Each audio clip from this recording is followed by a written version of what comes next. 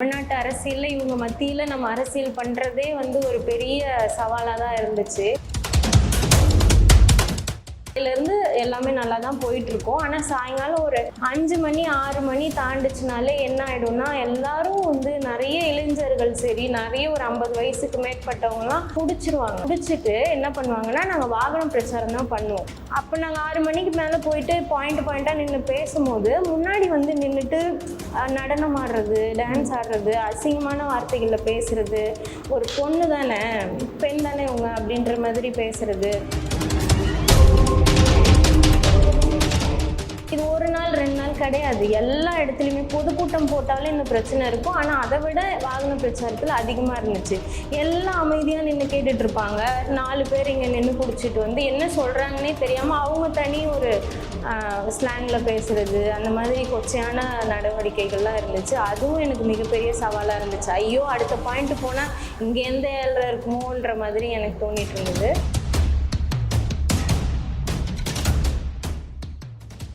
காவல்துறையினர்கிட்ட இருந்து வர நெருக்கடி. முதல் நாளே என்ன ஆச்சுன்னு பார்த்தீங்கன்னா வாகன பிரச்சாரம் தான் வந்து நாங்கள் பிளான் பண்ணியிருந்தோம். அப்போ நைட்டு இரவு வந்து ஆன்லைனில் தான் அப்ளை பண்ணுவாங்க. ஆன்லைனில் எல்லாமே கிடச்சிருச்சு, ஓகே சொல்லிட்டாங்க, பேப்பரும் எங்கள் கையில் இருக்குது. திடீர்னு காலையில் எல்லா கூட்டமும் ரெடி ஆகிடுச்சு, உறவுகள்லாம் வந்துட்டாங்க, வேன் ரெடி, நான் ரெடி, எல்லாம் ரெடி. திடீர்னு என்ன பார்த்தீங்கன்னா இல்லைங்க கேன்சல் ஆகிடுச்சு, என்னன்னு தெரியல, திடீர்னு கேன்சல் பண்ணிட்டாங்க. நாங்கள் அன்றைக்கான பிளானே கேன்சல்னோடனே எங்களுக்கு ரொம்ப வந்து எங்களுக்கு என்ன அது எப்படி சொல்றதுன்னே தெரியல. அந்த ஒரு ஃபீலிங் வந்து அந்த இடத்துல இருந்தவங்களுக்கு தான் தெரியும். அவ்வளோ ஆர்வமா ஆசையா கிளம்புற நேரத்தில் இப்படி ஆகுது, ஏன் இப்படி பண்றாங்கன்னு கேட்டா காரணமே இல்லை.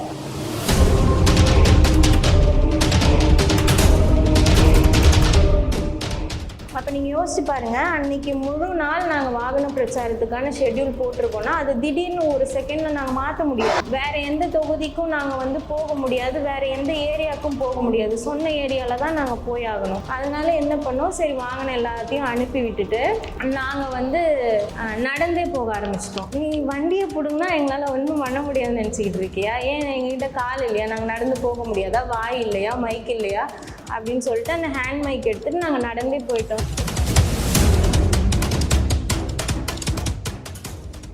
சொன்னால் நம்ப மாட்டீங்க, காலையில் ஒரு 10-11 மணிக்கு ஆரம்பித்தோன்னா உணவு இடைவேளை வரைக்கும் நாங்கள் நடந்தே ஒரு வீதியாக எம்எல்ஏ எலெக்ஷன் எப்படி ஒரு தொகுதியில் பண்ணுவாங்களோ அந்த மாதிரி நாங்கள் நாடாளுமன்ற எலெக்ஷனை சந்தித்தோம். ஏன்னா இவங்க கொடுக்கக்கூடிய அந்த நெருக்கடினால.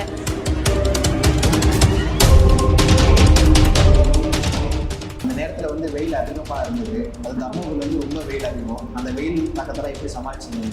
வெயிலுன்றது பிரச்சனை தான், ஆனால் எப்படி தெரில, நான் கடந்து வந்துட்டேன். அதுவும் இல்லாமல் நான் அந்த கட்சியோட குண்டு போட்டிருப்போம். இதில் வந்து இந்த சைடு வந்து நம்ம தலைவர் இருப்பார், இந்த சைடு அண்ணன் இருப்பாங்க. அப்படியே மனசு சோர்ந்து போய் உட்கார நேரத்தில் கீழே குனியும் போது அவங்களோட முகங்கள் தெரியும். நான் நிறைய தடவை அதை பண்ணியிருக்கேன். அவங்களோட முகத்தை எடுத்து பார்ப்பேன், தலைவரோட முகத்தை எடுத்து பார்ப்பேன், பாலச்சந்திரனோட முகம் ஞாபகம் வரும். அதுக்கடுத்து இந்த சைடு அண்ணன் இருப்பார். அவரை பார்க்கும்போது இவர் கஷ்டப்படுறதில்ல, இவர் 13 ஆண்டுகளாக போராடினதில் ஒரு சின்ன துரும்பு கூட நம்ம இன்னும் பண்ணலை, ஆரம்பிக்கவே இல்லை, அதுக்குள்ளே நீ என்ன இப்படி ஆகுறன்ற மாதிரி ஒரு உத்வேகம் அவங்க 2 பேரோட முகங்கள் பார்த்தா எனக்கு வந்துடும். அதனால இதை வச்சே தான் நான் ஓட்டிக்கிட்டு இருந்தேன்.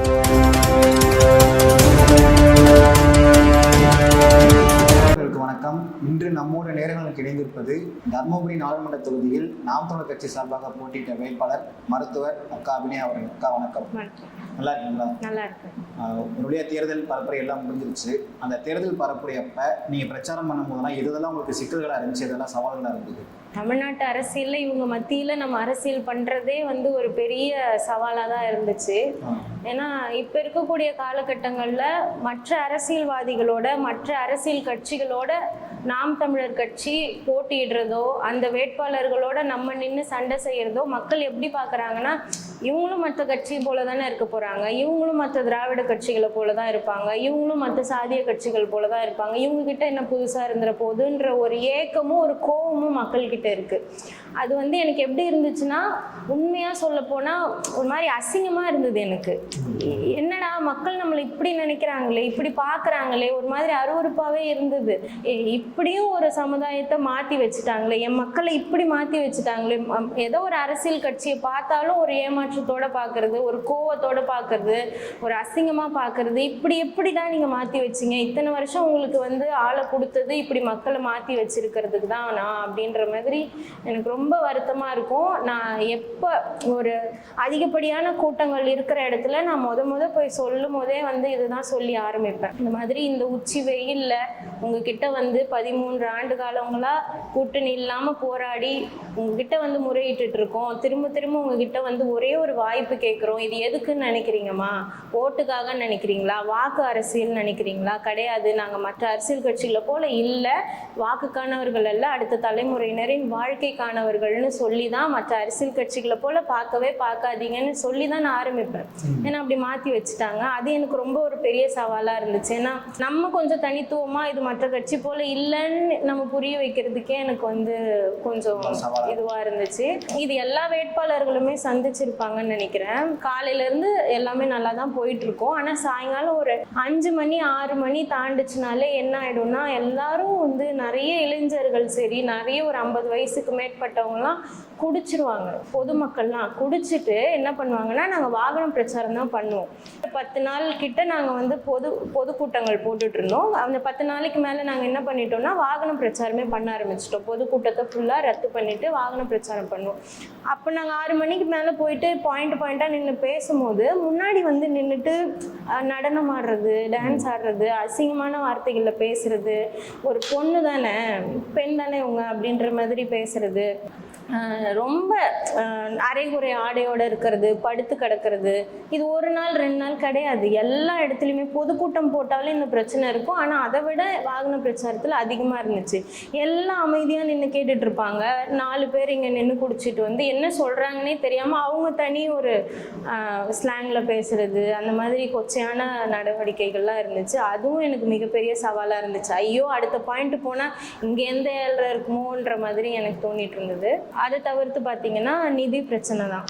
இதுவும் நம்ம கட்சிக்கு ஒரு மிகப்பெரிய சவால், கட்சிக்கே ஒரு சவாலான விஷயம் இது. மற்ற கட்சிகள்லாம் என்ன பண்ணாங்கன்னா, தேர்தல் அப்படின்னா காசு கொடுத்துருது. புரோக்கர் வந்து காசு கொடுத்து வாங்குவாங்க தெரியுமா, ஒரு வேலை செய்யறதுக்காக. அந்த மாதிரி காசு கொடுத்து வாங்கி ஒரு தொகுதிக்கும் ஒரு கிளைக்கும் எல்லாருக்கிட்டையும் காசை கொடுத்து காசு விநியோகம் பண்ணி இந்த வேலையை நீ பாரு, அந்த வேலையை நீ பாருன்னு பிரித்து கொடுத்துட்றாங்க. அவங்க காசுக்கு வேலை செய்கிற மாதிரி கண்ணை மூடிட்டு நம்ம என்ன பண்ணுறோம், அது அடுத்த தலைமுறைக்கு பாதிக்குமா, நல்லதா இல்லையான்னு கூட பார்க்காம என்ன வேணாலும் பண்ணுறது. அவங்க காசு கொடுத்துட்டாங்களா, அந்த கட்சிக்கு நம்ம இந்த வேலை செய்வோன்ற மாதிரி எடுத்து பண்ணுறது. ஆனால் நம்ம கட்சி எப்படின்னா ஒரு குடும்பம் போல செயல்பட்டோம். நம்ம எல்லாமே உறவுகள்னு சொல்லி தான் பேசுவோம். அதே போல தான் அந்த குடும்பத்தில் இப்போ ஒரு கல்யாணம் நடக்குதுன்னா அவங்கவுங்களுக்குன்னு இந்த வேலைன்னு பிடிச்சி ஆர்வமாக எடுத்து செய்வோம். பார்த்தீங்களா, இந்த வேலையை நான் பார்க்குறேன், இந்த வேலையை நான் பார்க்குறேன், இந்த மாதிரி தான் செஞ்சோம். நிதி இல்லை, எல்லாருமே அவங்கவுங்கள காசு போட்டு தான் செஞ்சாங்க. அதே சமயம் குறிப்பாக பார்த்தீங்கன்னா எனக்கு வந்து நான் மருத்துவ படிப்பு யூஜி படித்து முடிச்சுட்டு அதே வருஷம் 2020 பாஸ் ஆனேன். அதே வருஷம் எனக்கு வந்து ஆல் இண்டியா கோட்டாவில் பிஜி வாய்ப்பு கிடச்சிது, மகாராஷ்டிராவில் கிடச்சிதுன்றதால நான் வந்து வேலைக்கே போகலை. இன்ன வரைக்குமே நான் வேலைக்கு போகலை, அங்கே போயிட்டேன். அதுக்கப்புறம் திருமணம் ஆனதுக்கப்புறம் ஒரு சில உடல்நிலை பிரச்சனையால் ஒரே ஒரு வருஷம்தான், மிஞ்சி போனால் ஒரு 6 மாதம் தான் இடைவெளி இருக்குது. நான் வந்து எக்ஸாம் மட்டும் நான் எழுதிக்கிறேன்னு ஒரு ஸ்பெஷல் பர்மிஷன் உண்டு, எல்லா பிஜி காலேஜ்லையுமே இது உண்டு. இது என்னமோ நான் இல்லீகலாக பண்ணிட்டேன் அப்படி இப்படின்னு நிறைய பேர் பேசுகிறாங்க. அப்படிலாம் இல்லை, இது காலேஜுக்குமே தெரிஞ்சு தான் நான் இங்கே வந்தேன். அந்த மாதிரி வந்து நான் ஒரு 2 மாதம் தான் வேலைக்கு போனேன். அந்த 2 மாதம் சம்பளம் தான் வாங்கினேன். அதுக்குள்ளே அண்ணன் இருந்து அழைப்பு வந்ததால் நான் இங்கே வந்துட்டேன். அதனால் என்னாலையுமே பெரிய அளவுக்கு நிதி வழங்க முடியல. இது ஏன் திரும்பவும் நான் பதிவிடுறேன்னா, நிறைய பேர் சொன்னாங்க காசு கொடுத்து சீட்டு வாங்கிட்டாங்க, மருத்துவர்ன்றதால சீட்டு கொடுத்துட்டாங்க. அப்படிலாம் கிடையாது. கொடுக்க வேண்டிய இடத்துல இருக்கிற நான், ஆனால் எனக்கு தான் வந்து கட்சி வந்து உதவுச்சு. நிறைய பேர் வந்து இப்போ ஒரு பெட்ரோல் போட்டோன்னா கூட நம்ம கட்சியை பார்த்துட்டு நம்ம வாகனத்தில் இருக்க அந்த ஸ்டிக்கரை பார்த்துட்டு நீங்கள் தான் வேட்பாளரா, நான் வேணா பெட்ரோல் போட்டு விடவா அப்படின்ட்டு ஒரு 2000 ரூபாய்க்கு அவங்க ஸ்கேன் பண்ணுவாங்க. இதுதான் நடந்துச்சு. எல்லாரும் எனக்கு தான் உதவி பண்ணாங்க. அதனால இது ஒரு பெரிய சவால் தான் எனக்கு. ஒருவேளை என்கிட்ட மற்றவங்க எல்லாம் சொல்கிற போல் காசு இருந்ததுன்னா இன்னமும் நாங்கள் சிறப்பாக செஞ்சு காட்டியிருப்போம். அதனால் அது ஒரு சவாலாக நான் பார்க்குறேன். இது தவிர்த்து மற்ற அந்த கட்சியோட சின்னம் வந்து பிடுங்கப்பட்டது அதெல்லாமே எல்லாருமே சந்திச்சிருப்பாங்க. எனக்கு நான் பர்சனலாக சந்தித்தது இதெல்லாம் ஒரு சவால்களாக இருந்தது. மற்றபடி எனக்கு இந்த தேர்தலில் நின்னது, இந்த தேர்தலை எதிர்கொண்டது நான் எதிர்பார்த்ததை விட நல்ல கூடுதல் சுவாரஸ்யமாக இருந்தது. சொல்லப்போனால் நான் அது வந்து என்ஜாய் பண்ணி பண்ணுறேன்னு சொல்லுவாங்க பார்த்தீங்களா, அந்த மாதிரி நான் வந்து ரசித்து நான் விரும்பி பண்ணேன். இந்த அரசியலை நான் எதிர்கொண்டது, இந்த தேர்தலை எடுத்துக்கொண்டது எனக்கு அவ்வளோ விருப்பமுடையதாக இருந்தது, நல்லா இருந்தது. இப்போ வந்து ஒரு பார்லமெண்ட் தொகுதின்னு எடுத்துக்கிட்டால் 6 சட்டமன்ற தொகுதி வரும். அப்படிங்கிறப்ப இந்த 30 நாட்களில் உங்களால் எல்லா தொகுதிக்கும் போக முடிஞ்சதா? இல்லை இது நீங்கள் முன்னாடி கேட்டிங்க இல்லையா, அந்த கேள்விக்கான பதிலாகவும் இருக்கலாம். நாங்கள் ஆரம்பிச்சிட்டோம். நாங்கள் வந்து தேர்தல் பிரச்சாரத்தை 1 மாதத்துக்கு முன்னாடி ஆரம்பிச்சிட்டோம். இப்போ தேர்தல் தேதி இருக்குன்னா அதுலேருந்து 1 மாதம் முன்னாடி ஆரம்பித்து போயிட்டு இருந்தது. முதல் நாளே என்ன ஆச்சுன்னு பார்த்தீங்கன்னா, வாகன பிரச்சாரம் தான் வந்து நாங்கள் பிளான் பண்ணியிருந்தோம். அப்போ நைட்டு இரவு வந்து ஆன்லைனில் தான் அப்ளை பண்ணுவாங்க. ஆன்லைனில் எல்லாமே கிடச்சிருச்சு, ஓகே சொல்லிட்டாங்க, பேப்பரும் எங்கள் கையில் இருக்குது. திடீர்னு காலையில் எல்லா கூட்டமும் ரெடி ஆகிடுச்சு, உறவுகள்லாம் வந்துட்டாங்க, வேன் ரெடி, நான் ரெடி, எல்லாம் ரெடி. திடீர்னு என்ன பார்த்தீங்கன்னா, இல்லைங்க கேன்சல் ஆகிடுச்சு, என்னன்னு தெரியல, திடீர்னு கேன்சல் பண்ணிட்டாங்க. திரும்பவும் வந்து எல்லா வாகனத்தையும் கூப்பிடுறாங்க. இப்போ ஒரு பர்மிஷன் வாங்குறதுனாலே அப்படி தான், எல்லா வாகனத்தையும் கொண்டு போய் காட்டணும். எந்தெந்த வாகனம்லாம் பரப்புரையில் வருதோ அது எல்லாத்தையும் காட்டினா தான் வந்து பர்மிஷன் கொடுப்பாங்க. அந்த வாகனத்தை மட்டும்தான் கொண்டு போகணும். திரும்பவும் எல்லா வாகனத்தையும் கூப்பிடுறாங்க. அன்றைக்கான பிளானே கேன்சல்னோடனே எங்களுக்கு ரொம்ப ரொம்ப வந்து எங்களுக்கு என்ன சொல்கிறது, அது எப்படி சொல்கிறதுனே தெரியல. அந்த ஒரு ஃபீலிங் வந்து அந்த இடத்துல இருந்தவங்களுக்கு தான் தெரியும். அவ்வளோ ஆர்வமாக ஆசையாக கிளம்புற நேரத்தில் இப்படி ஆகுது, ஏன் இப்படி பண்ணுறாங்கன்னு கேட்டால் காரணமே இல்லை திரும்பவும் வாங்க, அது ஏதோ பிரச்சனை ஆயிடுச்சு, மிஸ்டேக் ஆயிடுச்சு, திரும்பவும் வாங்கன்ற. அப்போ நீங்கள் யோசிச்சு பாருங்கள், அன்றைக்கி முழு நாள் நாங்கள் வாகன பிரச்சாரத்துக்கான ஷெட்யூல் போட்டிருக்கோன்னா அது திடீர்னு ஒரு செகண்டில் நாங்கள் மாற்ற முடியாது. வேறு எந்த தொகுதிக்கும் நாங்கள் வந்து போக முடியாது, வேறு எந்த ஏரியாவுக்கும் போக முடியாது. சொன்ன ஏரியாவில் தான் நாங்கள் போய் ஆகணும். அதனால என்ன பண்ணோம், சரி வாகனம் எல்லாத்தையும் அனுப்பி விட்டுட்டு நாங்கள் வந்து நடந்தே போக ஆரம்பிச்சிட்டோம். நீ வண்டியை பிடுங்கினா எங்களால் ஒன்றும் பண்ண முடியாதுன்னு நினச்சிக்கிட்டு இருக்கியா, ஏன் எங்ககிட்ட கால் இல்லையா, நாங்கள் நடந்து போக முடியாதா, வாய் இல்லையா, மைக் இல்லையா அப்படின்னு சொல்லிட்டு அந்த ஹேண்ட் மைக் எடுத்துகிட்டு நாங்கள் நடந்தே போயிட்டோம். சொன்னால் நம்ப மாட்டீங்க, காலையில் ஒரு 10-11 மணிக்கு ஆரம்பித்தோன்னா உணவு இடைவேளை வரைக்கும் நாங்கள் நடந்தே ஒரு வீதியாக அந்த ஒரு எம்எல்ஏ எலெக்ஷன் எப்படி ஒரு தொகுதியில் பண்ணுவாங்களோ அந்த மாதிரி நாங்கள் நாடாளுமன்ற எலெக்ஷனை சந்தித்தோம். ஏன்னா இவங்க கொடுக்கக்கூடிய அந்த நெருக்கடினால ஒரு வீதிக்காக போயிட்டு, பெரிய பெரிய ஃபேக்ட்ரி இப்போ இருக்குதுன்னா அதில் நிறைய பெண்கள் வேலை செய்வாங்க. அந்த பட்டுப்பூச்சியிலேருந்து அந்த இது எடுக்கிறது, அந்த மாதிரி ஃபேக்ட்ரிக்கெலாம் ஒரு 4-5 ஃபேக்ட்ரிக்கு போகிறது, மக்கள் கூட்டம் அதிகமாக இருக்க டீ கடை, பேக்கரி, அந்த மாதிரி இடத்துக்குலாம் போயிட்டு நாங்கள் வாக்கு சேகரித்தோம். அதனால் எங்களுக்கு நாட்கள் வந்து ரொம்ப ரொம்ப பத்தலை, குறைவாக இருந்ததுன்னு சொல்ல முடியாது. எல்லாருக்கும் அதே நாள் தான் கொடுத்தாங்க. ஆனால் இப்போ நம்ம கட்சிக்கு அது பத்தாது. ஏன்னா இன்னமும் நம்ம மக்களிடம் போய் சேரலை. இந்த முடுக்கில் இருக்க தாத்தா பாட்டி, அந்த மாதிரி கொஞ்சம் இந்த ஃபோன் கையில் இல்லாதவங்க, அவங்கக்கிட்டலாம் வந்து நாங்கள் எடுத்துகிட்டு போய் சேர்க்கறதுக்கு நாட்கள் பத்தலை.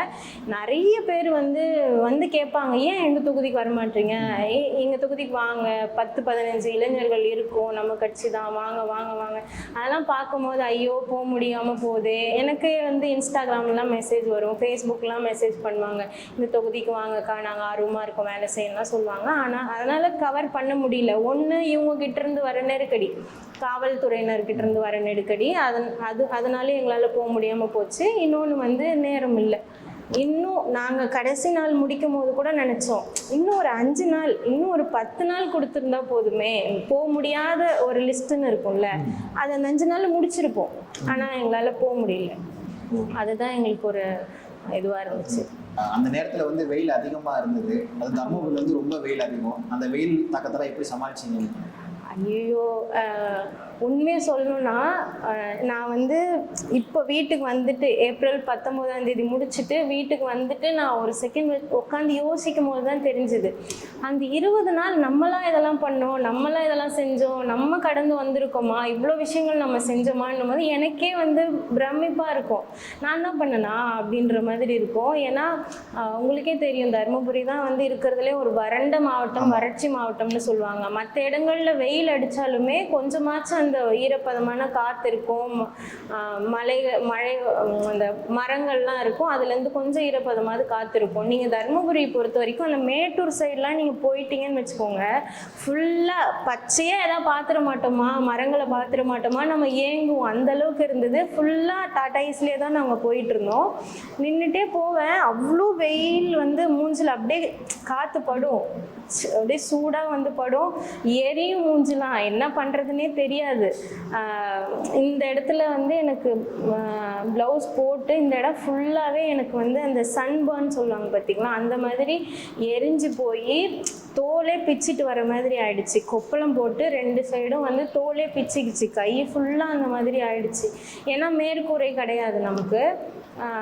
கேட்டிருந்தேன், ஏதாவது பண்ணலாமா, மற்ற மாவட்டங்களை விட இங்கே கொஞ்சம் கூடுதலாக இருக்குது, ஏதாவது முடியுமா அப்படின்னு கேட்டதுக்கு, இல்லை இது நம்ம கட்சிக்கு வந்து உகந்ததல்ல அப்படின்ட்டு சொன்னதால, சரி நானும் ஒரு செகண்ட் யோசிச்சு பார்த்தேன், மக்கள் அப்படி இருக்கும்போது நம்ம ஏன் இப்படி இருக்கணும் அப்படின்றதால நாங்கள் முதல்ல வேணான்ட்டு. அப்புறம் கடைசி ஒரு 4 நாள் மட்டும்தான் ஒரு சின்னதாக ஒரு கூரை மாரி அமைச்சு கொடுத்தாங்க. அது வரைக்குமே மிகப்பெரிய போராட்டமாக தான் இருந்தது. ஆனாலும் எனக்கு வந்து அந்த சோர்வுன்றதே தெரியாது. அது எல்லா வேட்பாளர்களும் உணர்ந்தாங்களான்னு தெரியல.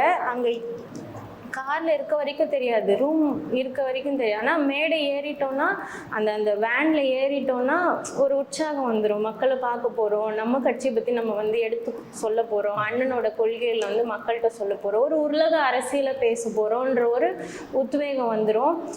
மைக்கு பிடிச்சா இன்னும் நமக்கு ஆர்வமாக வந்துடும். அதுவும் இல்லாமல் அந்த குறிப்பாக பாட்டாளி மக்கள் கட்சியை பார்த்தா இன்னமும் எனக்கு வந்து உற்சாகம் வந்துடும். ஏன்னா அவங்கக்கிட்ட பேசுறதுக்கு ஒன்றும் இல்லை, கேள்விகள் இல்லை, நம்ம தான் அவங்கக்கிட்ட கேள்வி கேட்க போகிறோம், நம்ம தான் அவங்கக்கிட்ட பேச போகிறோன்றதால இன்னும் ஆர்வமாக வந்து சண்டை செய்கிறதுக்காக நாங்கள் கிளம்பிடுவோம். அதனால் வெயிலுன்றது பிரச்சனை தான், ஆனால் எப்படி தெரில, நான் கடந்து வந்துட்டேன். அதுவும் இல்லாமல் நான் அந்த கட்சியோட துண்டு போட்டிருப்போம் பார்த்தீங்களா, அதில் வந்து இந்த சைடு வந்து நம்ம தலைவர் இருப்பார், இந்த சைடு அண்ணன் இருப்பாங்க. அப்படியே மனசு சோர்ந்து போய் உட்கார நேரத்தில் என்னதான் ஆர்வமாக இருந்தாலும் ஏதாவது ஒரு செகண்ட் தோணும்ல, ஐயோ என்னடா இவ்வளோ வெயிலாக இருக்கே, முடியலையேன்னு போது இப்படி கீழே குனியும் போது அவங்களோட முகங்கள் தெரியும். நான் நிறைய தடவை அதை பண்ணியிருக்கேன். அவங்களோட முகத்தை எடுத்து பார்ப்பேன், தலைவரோட முகத்தை எடுத்து பார்ப்பேன், பாலச்சந்திரனோட முகம் ஞாபகம் வரும். என்னுடைய ஹேண்ட்பேக்லேயே சொல்ல போனீங்கன்னா பாலச்சந்திரனோட புகைப்படம் இருக்குது. அவர் வந்து பிஸ்கெட் சாப்பிட்டு இப்படி பார்த்துட்டு இருப்பாரு பார்த்தீங்கன்னா, அந்த புகைப்படத்தை நான் ஃப்ரேம் போட்டு ஹேண்ட்பேக்ல வச்சிருந்தேன். இந்த மாதிரி ஏதாவது மனசோர்வு அடையும் போது அதை எடுத்து பார்த்துப்பேன். அதுக்கடுத்து இந்த சைடு அண்ணன் இருப்பார்.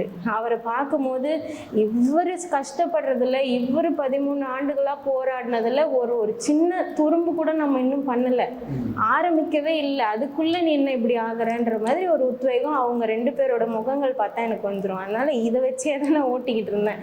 ஒரு வழியாக 20 நாள் நாங்கள் வெற்றிகரமாகவே முடிச்சிட்டோம். நாங்கள் நினச்சதை விட சிறப்பாகவே பண்ணிட்டோம். காவல்துறை வந்து ஒரு சில இடங்களில் அனுமதி மறுத்தாங்கன்னு சொன்னீங்க. ஆனால் சீமான் அவர்கள் பிரச்சாரம் செய்ய வரும்போது அனுமதி மறுத்தாங்களா, வேண்டாம் இந்த இடத்துல சீமான் பேசக்கூடாது அப்படின்னு ஏதாவது அனுமதி மறுத்தாங்களா? இல்லை, அண்ணன் வந்துட்டா எப்படி பண்ணுவாங்க, பண்ண மாட்டாங்க. அண்ணன் வர்றதுக்கு முன்னாடி ஒரு மேடை போட்டு அம்பேத்கர், ராஜராஜ சோழன், வேலு நாச்சியார் இவங்களை போல வேஷமிட்டு நிற்கிறதுக்காக ஒரு மேடை அமைச்சிருந்தோம். அந்த மேடைக்கு அனுமதி மறுக்கப்பட்டது.